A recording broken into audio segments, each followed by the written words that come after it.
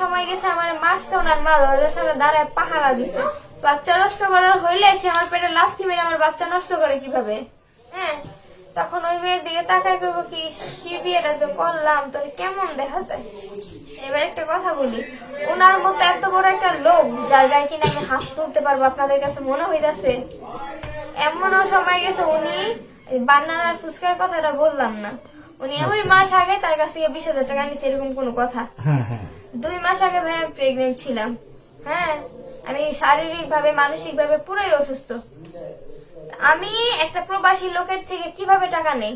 আর যদি ওনার থেকে আমি টাকা নিয়ে থাকি তাহলে উনি সোশ্যাল মিডিয়াতে আসুক, ওনার ছবি দেখাক, প্রমাণ দেখাক, কোন বিকাশে টাকা পাঠাইছে, আমি ওনার সাথে কিভাবে চ্যাটিং করছি, সবকিছু ডিটেলস দিতে হইব। আর যদি উনি না দেয় তাহলে আমি সাইবার ক্রাইমে গিয়ে মামলা দিই। বুঝতে পারছেন? তখন আমি কয়েকদিনের প্রেগনেন্ট ছিলাম। ও আমার গলায় পাড়া দেওয়া খাড়ায় ছিল, ওর ছোট ভাই আমার হাত ধরে রাখছে। কই আমি তো পারতাম লাইভে এসে সব কথা বলতে। এই যে সে বলে আমাদের বাসায় 3.5 লক্ষ টাকা খরচ করছে, সে দেখাক সে 3.5 লক্ষ টাকা খরচ করছে। একটা ছেলে বিয়ে করার পরে তার বড় অনেক কিছু কিনা দেয়।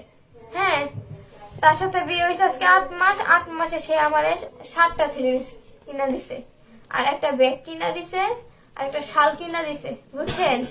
তাছাড়া কসমেটিক যা আছে সব আমার বাপের বাড়ি থেকে ওই বাসায় নিয়ে গেছে। আমার সংসার আমি বলি, তার বাসা থেকে বাপের বাড়ি নিয়ে আসি, তার ঘরে কোনো কিছু নাই। হ্যাঁ, তার ঘরে এখনো যান, যায় দেখবেন কি আমার কাপড়ের একটা বস্তা কাপড়। হ্যাঁ, ডয়ের ভিতরে যায় দেখবেন কি ডয়েরও আমার একটা ডয়ের কাপড়। তারপরে দিয়ে যে ডয়েটা দিয়ে টান দিবেন, ওটার ভিতরে যে যা কসমেটিক্স কিছু আছে সব ওই জায়গার ভিতরে। তাহলে আমি তাহার থেকে কি নিয়ে এলাম? বলতাছে এই মেয়ে ও গ্রামে যাতে ওনাদের এলাকার মানুষ জানে ওনার শ্বশুর বাড়ি। আচ্ছা, আমার আপুর শ্বশুর বাড়ি নিয়ে ওনার কথা বলার কি দরকার? আমার আপুকে ওনার খোঁজা মারছিল, কিছু করছিল? আর উনি এরকম কোয়ালিটির মানুষ হইতাছে কি উনি দোষ করতেছে, অন্যায় করতেছে, আমরা দেখবো, দেখে চুপ করে থাকবো। এখন আমার বয়সটা তো কম।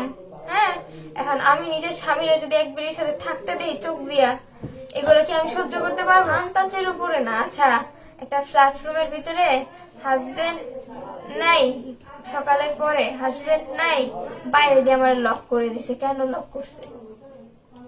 ফ্ল্যাট রুমের ভিতরে 3টা রুম, আর একটা ড্রয়িং রুম, একটা ডাইনিং রুম। হ্যাঁ, এর মধ্যে আমারে ওই ঘরের ভিতরে আরেকটা কথা বলি, যখন আমরা শুইতে গেছি, হ্যাঁ, আলম হাসান দরজার একেবারে চেঙ্গায় রাখছে যাতে ওই মহিলা এসে বুঝতে পারে আলম হাসানের মধ্যে আমার কোনো কানেকশন নাই। চেঙ্গায় রেখা উনি কি করলো, মাঝখানে কোলবালিশ দিয়ে শুয়ে করলো। তখন আমার মনে আরো ভাবলা ঢুকছে যে উনি কি করতেছে এগুলো আমার সাথে। আচ্ছা, এবার আরেকটা টপিক আসুন। উনি সকালবেলা গোসল করছে, সে কারণে আমি ঝগড়া করতেছি। এবার টপিক হচ্ছে কি, সে আমার থেকে গামছা চাইছে, বুঝছেন? আচ্ছা আচ্ছা আচ্ছা। গামছা চাওয়ার পরে দিয়ে আমি কিন্তু জানি না আমার হাজবেন্ড কি করবো। গামছা আমি বলছি আপা গামছাটা দেন। উনি বলে ও কি গোসল করবে? মানে আমার হাজবেন্ড একটা মানুষের সাথে যদি মিল মহব্বত না থাকে তাহলে সে কিভাবে বলে ও কি গোসল করবে? বলি আমার যে জায়গায় একটা ফ্ল্যাটের মধ্যে দরজা বাইরে লাগাই দিছে, হ্যাঁ, সেই জায়গায় আর কিছু বলার আছে? এখন যদি আমি জোরে জোরে দরজা বাইরে যেতাম, দরজা বাইরে ওদেরকে বাইর করে নিয়ে যেতাম, তখন কি বেঁচে থাকতে পারতাম? ওইটা একটা ফ্ল্যাট রুম ছিল জয়দেবপুরে। এমনও তো হইতে পারে যে তারা দুইজন আমার মাইরা ঘুম করে লাইতে পারে। এটা আলম হাসানের দ্বারা সম্ভব। আমি আর ফ্রেন্ড 150 পরে খাইছি। উনি বারবার আমার অতীত টাইনা নিয়ে আইতেছে। ওনার অতীত যদি ঘাটতে চান অভাব নাই, হয়তো উনি টাকা দিয়ে মাইরা লইব। তো হইতেছে কি, এই লোকটা তখনও যখন আমাদের 17 দিনের সম্পর্ক, তখন হইতেছে ওনার যে বড় ফোন কালো কালার, ওই ফোনের পাসওয়ার্ড আমার দিছে। দেওয়ার পরে আমি ওই ফোনের মেয়েদের স্বভাবই তার হাজবেন্ডের গ্যালারিতে ঢুকবো, তার হাজবেন্ড কি করে এটা দেখবো, মেয়েদের এটা স্বভাব না? তা আমিও ওনার গ্যালারিতে ঢুকে যাই, দেখি উত্তরের একটা মেয়ের সাথে তার সম্পর্ক, ওইরকম ছবি দেখছি। দেখার পরে দিয়ে আমি বলছি আপনি কেন আমার ঠকাইলেন, কেন এগুলা করলেন? আমি তো আপনার সাথে সংসার করতে আসছি। মানে এক কথায় 2 কথায় ঝগড়া এতটা গেছে গা, দৌড়ে বাইরে গেলাম। ওর একটা কথা কি, এখানে যদি মামলা জিততে না পারে, এখান থেকে এক দৌড় দিয়ে ওই রাস্তায় খাড়ায় চিল্লে মামলা জিতে নিব। মানে ওনার ডায়লগে হচ্ছে চিল্লে মামলা জিতা। আমি ভাই চুপ থাকতে চাই কেন জানেন? আমার একটা মান সম্মান আছে, আমি মান সম্মত একটা ফ্যামিলির মানুষ। এই যে সে বললো তার দুলাভাই তার আপুরা যদি দেখে থাকেন তাহলে আপনারা বুঝবেন এই মেয়ের কোথা থেকে কোথায় আনছি। ভাই আমি ন্যাচারালি এরকম, ন্যাচারাল জীবনে আমি আপনারা ভিডিওতে যা দেখছেন আমি বাস্তব জীবনেও তা। হয়তো বা সে অনেক অনেক কথা আমার দ্বারা শিখায় করে, মানে পাগল প্রমাণিত করার জন্য অনেক অনেক কিছু শিখায়। যখন প্রথম প্রথম আমি ভিডিও করতে চাই নাই তখন সে কি করলো, ভিডিও করবো না কেন, ভিডিও করতেই হইব জোর করে। এমন হয়েছে কি, ওই যে আমার একটা লেমন কালার না জানি পার্পেল কালার একটা শাড়ি পরা চেয়ারে বসে আমি অনেক ভাষণ দিছিলাম, স্বামীর গুরুত্ব দিতে হবে। ওই ভাষণটারে সে কাট কাট কইরা অ্যাড করছে। ভাষণটার ভিতরে দেখেন আমার মুখের এক্সপ্রেশন কেমন। আমি যে এখন আপনার সাথে কথা বলতেছি এর এক্সপ্রেশনে তো বুঝতে পারতেছেন যে এখন আমি কিভাবে কথা বলতেছি। আমি আমার কাছে বহুত ডকুমেন্ট আছে আমার হাজবেন্ডের নামে, তাই আমি পারতাম দিতে। উনি যেহেতু বলছে আমি একটা লোকের থেকে 20,000 টাকা নিছি, আমি দয়া করে ওই লোকটারে বলতেছি ভাই আপনার ঠিকানা নাম্বার দেন, আমি আপনাদের সাথে যোগাযোগ করি। আমি প্রথমে চাইছি যে আমি এইসব বিষয় নিয়ে কোনো কথা বলবো না, মানহানি যা হওয়ার হয়েছে। 1 বছর থাকবো, এরা 2 বছর থাকবো, পরে তো আমি স্টাবলিশ হইতে পারবো নাকি। কিন্তু এই যে উনি মানহানি করতেছে আমারে, এগুলা কি ঠিক করতেছে? একটা কথা বলি, কথা হইতাছে কি, আলম হাসান লাইভে এসে বলছে তার ডকুমেন্ট চুরি করে নিয়ে গেছে, হ্যান ত্যান বকর চক্কর। তারপরে দিয়ে লেখছে যে মেয়ের তালাক দিয়ে দিতাম ওই দিনই। এরকম অনেক স্ট্যাটাস আপনারা গিয়ে ওনার ফেসবুকে পাইবেন। একটা মেয়ে যখন বাবার বাসায় আসার পরে এগুলো দেখে তার হাজবেন্ডের কাছ থেকে, ওই মেয়ের মন মানসিকতা কিরকম থাকতে পারে। তখন আমি টিকতে না পারে লাইভে গিয়ে বলছি যে এরকম এরকম। আমি চাইলে এখন লাইভ ডিলিট করে দিতেছি, এখন আমার না পেজ এখন আমার দরকার নেই, এখন আমার জীবনটা দরকার। কারণ যে জীবনটা আমি বাঁচাবো বা সুন্দরভাবে গড়ে নিবো, সে সেই জীবনটারে নষ্ট করে দিল, যাতে এই মেয়ে কোথাও বিয়ে বসতে না পারে, বিয়ে করতে না পারে। এবার বলি, আলম হাসান হচ্ছে টাকা কামায়, এই যে খাটের ভিতরে বসা, সে কয় টাকা কামাইছে, কয় টাকা তার ব্যাংকে ঢুকছে শর্মিলা আজও পর্যন্ত জানে না। তারপর হচ্ছে এই মানুষটা মানে শো অফ করতে বেশি পছন্দ করে। শো অফ বলতে গেলে সে বউর একটা সুতা কিনা দিব, ওই সুতার ভিডিওটা ছাড়বো। একজোড়া মোজা কিনা দিছে, মোজার ভিডিওটা ছাড়ছে। আমার বসুন্ধরা থেকে 3টা 3 পিস কিনে দিচ্ছে, আর ওনাদের জন্য এত এত শপিং করছে। আমার ছিল শুধু 3টা 3 পিস, আর ওনাদের শপিং ছিল এত এত।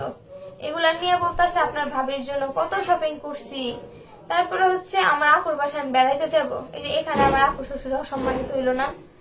উনি হচ্ছে কি একটা মানুষের খাওয়ায়া পরে দিয়ে ওই মানুষের গলার ভিতর থেকে এগুলো বের করে ফেলে। তো গেছে উনি 5 কেজি মুড়ি নিয়ে গেছে, বুঝছেন? 5 কেজি মুড়ি নিয়ে গেছে? হ্যাঁ, 5 কেজি মুড়ি নিয়ে আমার বোনের শ্বশুর বাসায় গেছে। আচ্ছা আচ্ছা। তা আমি বলতেছি কেন এগুলা নিয়ে গেলেন? কয় তুমি বুঝবা না, বিয়ে হইব অনেক, মানে বিয়ে হইব অনেক, বুঝছেন? তো মুড়ি নিয়ে যাওয়ার পরে আমার আপু শ্বশুর বাসার থেকে আইসা বসছি আমরা। তো উনি কি দেখা আসে নাই, আপনারা আমার বাসা দেখতেছেন। হ্যাঁ, আমার আপু শ্বশুর বাসা দেখলে বলবেন যে ওনারা তো আরো উপরে। তো এই লোকটা কিভাবে বলে যে আমার বোন নাকি এই বাচ্চার দুধ খাওয়ানোর টাকা দিতে পারে না, তাহলে বাচ্চার দুধ খাওয়ানোর টাকা কি আলম হাসান দিছে? আমার প্রশ্ন, আলম হাসান দিছে বাচ্চার দুধ খাওয়ার টাকা? একটা সংসার করতে গেলে ওই সংসারে হচ্ছে কি মেয়ের পক্ষ থেকেও ছেলেরে দিবে, ছেলের পক্ষ থেকেও মেয়েরে দিবে। আর আমি যেহেতু তার বউ, তার সম্পূর্ণ কিছুর অধিকার আমার আছে, কিন্তু আমি কখনো অধিকারটা খাটাই নেই। আমি সাদা সিধা ভাবে থাকছি, সারাদিন রান্না করছি, সে যদি না আসছে আমি না খাই সারাদিন পার করছি, বুঝতে পারছেন? আর সেই জায়গায় মানুষটা বলে তার মিহালটা আমি দেখতে পারি না। তো মিহাল তো এই ভিডিওটা দেখবো, তো মিহালের প্রতি আমার ভেতর থেকে যথেষ্ট ভালোবাসা আছে। মানুষ বলবো সিম্পেথির জন্য এগুলো করতেছে, আমার সিম্পেথির প্রয়োজন নাই। মিহাল যদি ভবিষ্যতে আইসা বলে যে আমু তুমি আসো, আমি যাব, সমস্যা। মিথ্যাবাদী, এই যে এত কিছু বলতেছে, এত কিছু শুনতেছি না, আমার ইচ্ছে করতেছে আমি নিজে গিয়ে ডিভোর্স দিয়ে চলে আসি। কারণ যে জায়গা থেকে অপমানিত হইতেছি ওই জায়গায় থাকা সম্ভব না। সে উঠতে বইতে আমার অপমান গুলো হয়তো কি, যে একটা মেয়ে যাইতেছে রাস্তা দিয়ে, আচ্ছা হ্যাঁ, তখন ওই মেয়ের দিকে তাকায় করবো কি বিয়েটা যে করলাম তোর কেমন দেখা যায়। কিছুদিন আগে আমি কিন্তু এইভাবে অসুস্থ হয়ে এইভাবে শুকাই নেই। কিছুদিন আগে সে বলতেছে তোরে দেখতে একবারে ফেসকুনি টোকাইনির মতো দেখা যায়, তোর চেহারা পুড়ে গেছে। আচ্ছা, একটা লোকের বউর অবস্থা এরকম সিরিয়াস পর্যায়ে, শুকায় গেছে গা, কালো হয়ে গেছে গা, সে তো পারতাম আর নিয়ে ট্রিটমেন্ট করাইতে। সে তো পারতো আমার যত্ন নিতে। বাচ্চা নষ্ট করার হইলে সে আমার পেটে লাথি মেরে আমার বাচ্চা নষ্ট করে কিভাবে? এই যে বলছিল না যে শর্মিলাদের বাসায় ঝামেলা হয়েছে, মোবাইল নিয়ে টানাটানি হয়েছে, হ্যাসরা হয়েছে, এই কথা আপনাদের বলছে না? আমি পারতাম এই বিষয়গুলো, দাঁড়ান আমি আপনার ভয়েস দেখাই। আমি পারতাম এই বিষয়গুলো নিয়ে কোর্টে গিয়ে মামলা করতে বা এরকম কোনো কিছু, কিন্তু আমি এরকম কোনো কিচ্ছু করি না, কারণ আমার দরকার নাই। আমি চাই হাজবেন্ডের সাথে সংসার করতে, আমি তো এই জায়গায় পাল্লাপাল্লি করতে আসিনি।